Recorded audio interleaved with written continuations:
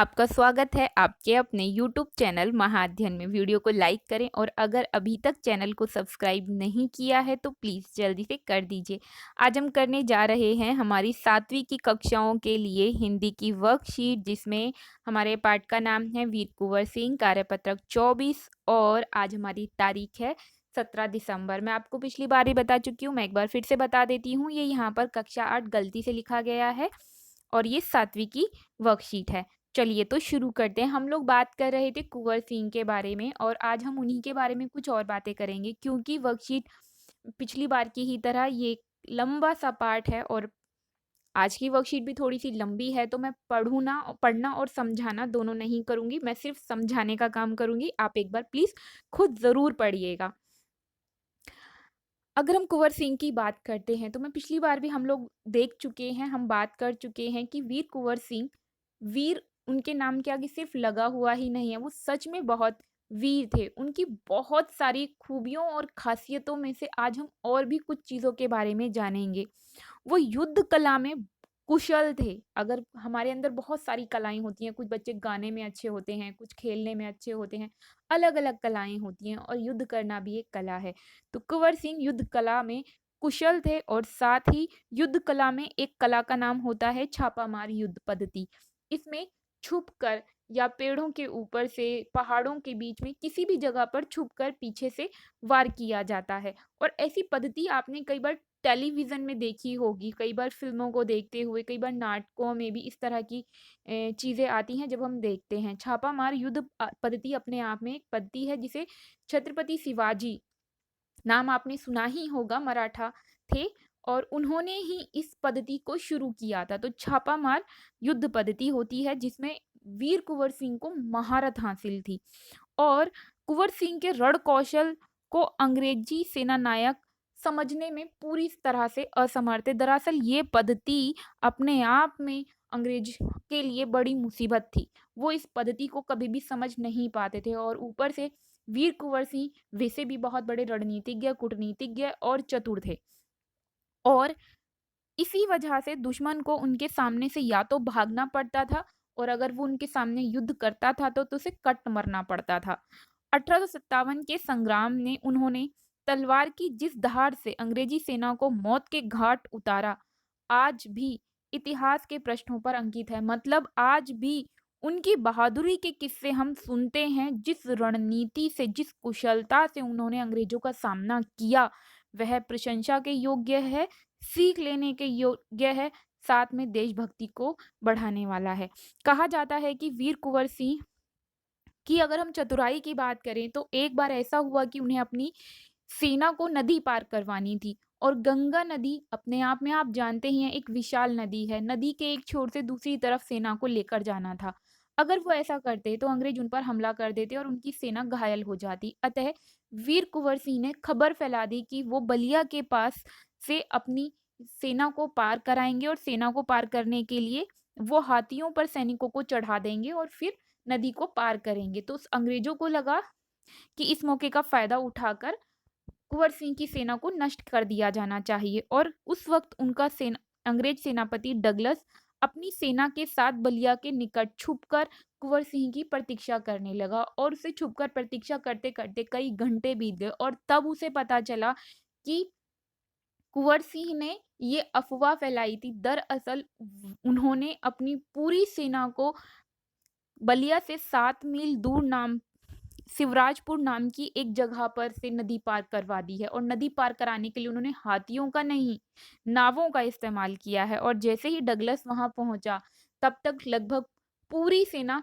पार कर चुकी थी। नदी को पार किया जा चुका था और डगलस ने आनन-फानन में जल्दीबाजी में वो जब वहाँ भागकर पहुँचा, तो उसने देखा कि लगभग पूरी सेना नदी पार कर चुकी है। अंत में कुँवर सिंह और कुछ साथी ही उनके बचे हुए थे जिन तक डगलस द्वारा चलाई गई गोलियां पहुंच सकी और इसी गोली चलने में वीर कुंवर सिंह के बाएं हाथ में गोली लग गई थी और जब उनके बाएं हाथ में गोली लग गई तो अब वो अच्छे तरीके से जानते थे कि ये जो गोली है इसका जहर पूरे शरीर में धीरे-धीरे फैलेगा और इस क्योंकि हम जानते हैं आज जितने चिकित्सा पद्धति या हम ये कहें दवाइयाँ, गोलियाँ, इलाज करने के तरीके विकसित हो गए हैं, उस ज़माने में नहीं थे।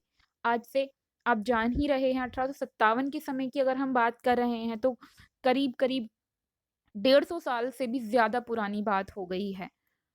तो अब उन्होंने सोचा कि क्या किया जाना चाहिए। उन्होंने भावपूर्ण नेत्रों से यानी गंगा मैया की तरफ देखा क्योंकि वो नदी पार कर रहे थे और गोली लगी हुई अपने हाथ को, अपनी कलाई को उन्होंने काट कर गंगा मैया को समर्पित कर दिया और कहा कि आपके प्यारे की अकिंचन भेंट स्वीकार करें। अकिंचन मतलब ऐसी भेंट जो जिसके जैसी कोई दूसरी भेंट नहीं हो सकती। ऐसी भेंट उन्होंने गंगा मैया को चढ़ा दी। एक गरीब व्यक्ति के पास कुछ भी नहीं होता सिवाय उसके खुद के और अकिंचन का मतलब गरीब ही होता है। गरीब द्वारा समर्पित की गई कोई चीज़ या गरीब द्वारा दी गई भेंट तो उन्होंने खुद को गरीब कहकर क्योंकि ईश्वर के आगे हम बहुत ही छोटे हैं, बच्चे के समान हैं क्योंकि सब कुछ ईश्वर का दिया हुआ है तो हम उसे क्या देंगे? और गंगा को माता माना जाता है इसीलिए उन्होंने यह कहकर गंगा को अपना हाथ समर्पित कर दिया।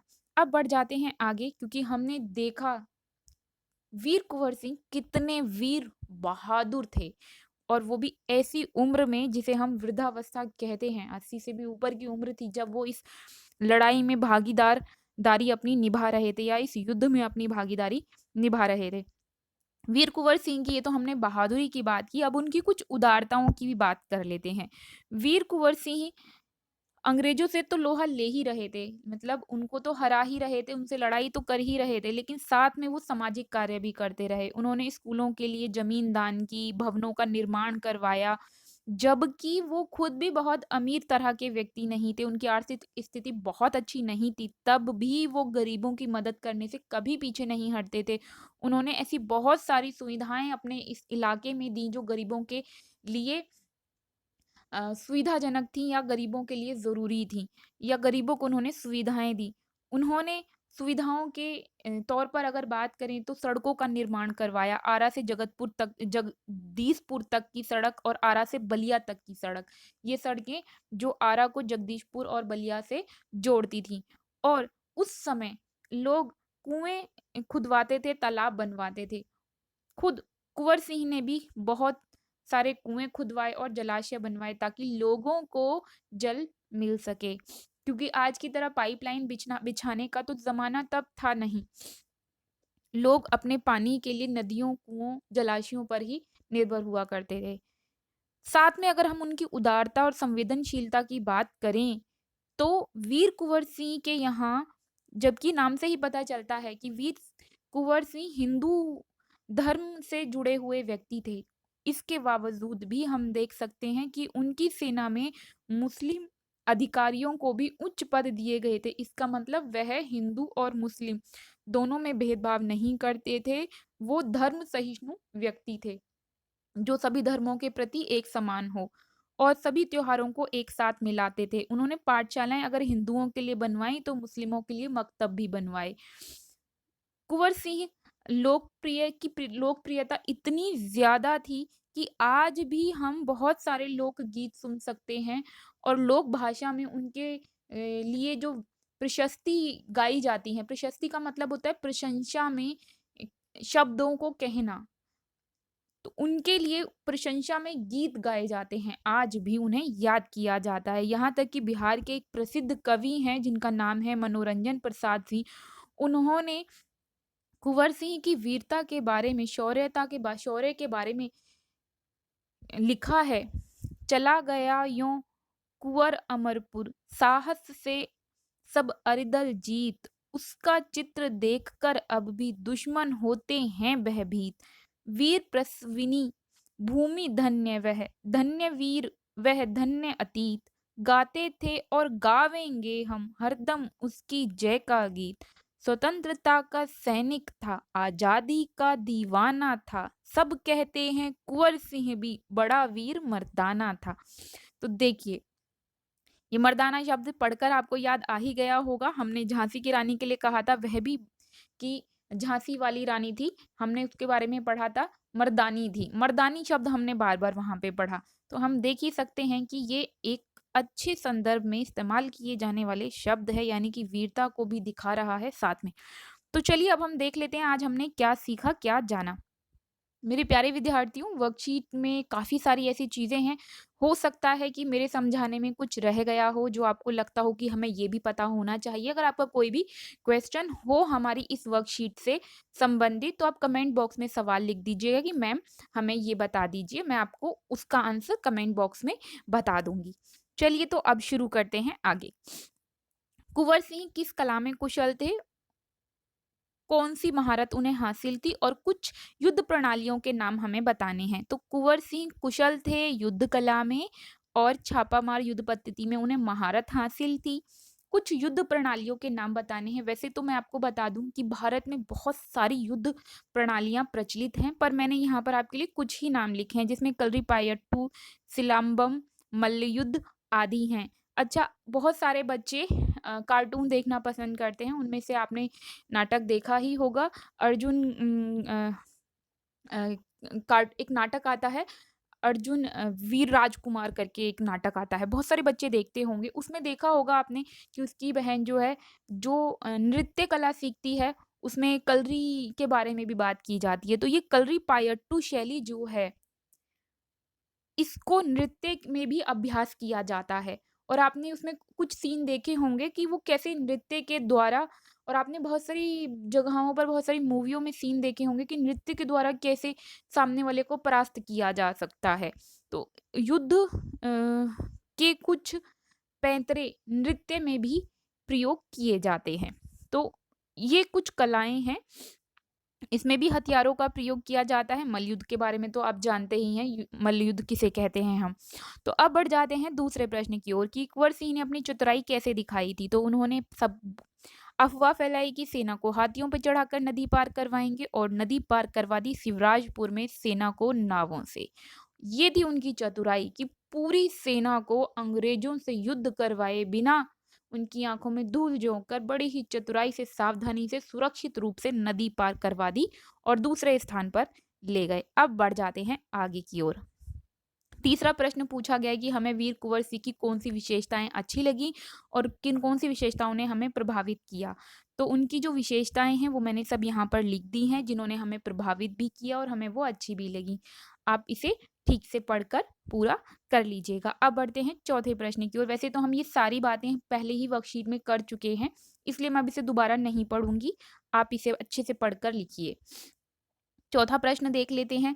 इस पाठ में आई किन-किन बातों की वजह से हमें पता चलता है कि वो साहसी, उदार और स्वाभिमानी थे? तो पहले 2 बिंदु जो हैं उनसे ही हमें पता चलता है कि वो साहसी और उदार थे। अगर जैसे साहसी थे क्योंकि बुढ़ापे में, वृद्धावस्था में भी वो अंग्रेज़ों के खिलाफ लड़ रहे हैं। उदार थे क्योंकि धर्म सहिष्णु भी हैं। साथ में हिंदू और मुस्लिम सभी के लिए समान व्यवहार करते हैं, गरीबों की सहायता करते हैं, सामाजिक उत्थान के कार्य कर रहे हैं, ज़मीन दान में दे रहे हैं, कुएँ जलाशय बनवा रहे हैं और वो स्वाभिमानी थे। पता चलता है कि उन्होंने गुलामी स्वीकार नहीं की। अंतिम वक़्त तक भी वो युद्धरत रहे और विजय हासिल की। अब बढ़ते हैं अगले प्रश्न की ओर। अगला प्रश्न है, ये आपको एक ऐसा प्रश्न है जो खुद करना होगा। अगर अलग-अलग भाषाओं और बोलियों में 1857 की क्रांति से संबंधित गीत गाए जाते हैं और हमें यहाँ पर एक गीत लिखना है जो या तो 1857 की क्रांति से संबंधित हो या उस समय के किसी क्रांतिकारी से जुड़ा हो। उस समय 1857 की बात कर रहे हैं, तो सीधी-सी बात है कि 1857 के बाद उन वीरों के बारे में गीत और कविताएँ, गाने आदि लिखे गए हैं। तो आपको जो भी ऐसा गाना याद है जो उस समय के वीरों के बारे में गाया जाता हो, आपके घर की जो भी ऐसी भाषा है जो दिल्ली के क्षेत्र से बाहर बोली जाती है और आप ऐसे किसी गाने को जानते हैं उसी बोली में, तो हो सके तो उसी बोली में गाना लिखिए।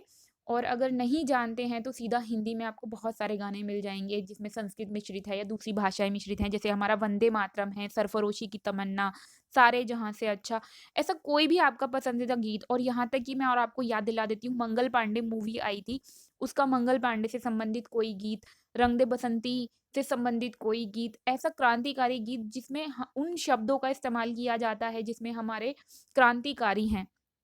तो उसमें से जो आपकी पसंद का गीत है वो आप यहाँ लिख लीजिए, क्योंकि मैं लिख भी दूँगी तब भी आपकी पसंद तो मुझे नहीं पता है। इसलिए आप यहाँ पर एक गीत अपनी पसंद के हिसाब से ज़रूर लिख लें। तो ये थी हमारी आज की वर्कशीट। मैं उम्मीद करती हूँ मेरे प्यारे विद्यार्थियों, आपको पाठ समझने में और काम करने में दोनों में ही मदद मिली होगी। अगर आप चाहते हैं महाअध्ययन आपके लिए इसी तरह की वीडियोज़ लाता रहे, आपकी वर्कशीट को आसान करता रहे, तो ज़रूरी है महाअध्ययन चैनल चलता रहे, और उसके लिए ज़रूरी है महाअध्ययन शेयर को लाइक्स, शेयर्स और सब्सक्राइबर्स लगातार मिलते रहें। तो प्लीज़ इन वीडियोज़ के बदले में एक लाइक करना तो बनता है, लाइक करना बिल्कुल मत भूला कीजिए, कर दिया कीजिए, और हो सके तो शेयर भी कीजिए। अगर आपने अभी तक चैनल को सब्सक्राइब नहीं किया है तो प्लीज़ कर दीजिए। आपकी वीडियो के ठीक नीचे रेड कलर से लिखा हुआ है सब्सक्राइब, क्लिक कर दीजिए। क्लिक करते ही कलर चेंज हो जाएगा और वहाँ अब लिखा होगा सब्सक्राइब्ड। फिर मिलते हैं ऐसे ही वीडियोज़ के साथ, तब तक के लिए स्वस्थ रहें, खुश रहें, नमस्कार और धन्यवाद।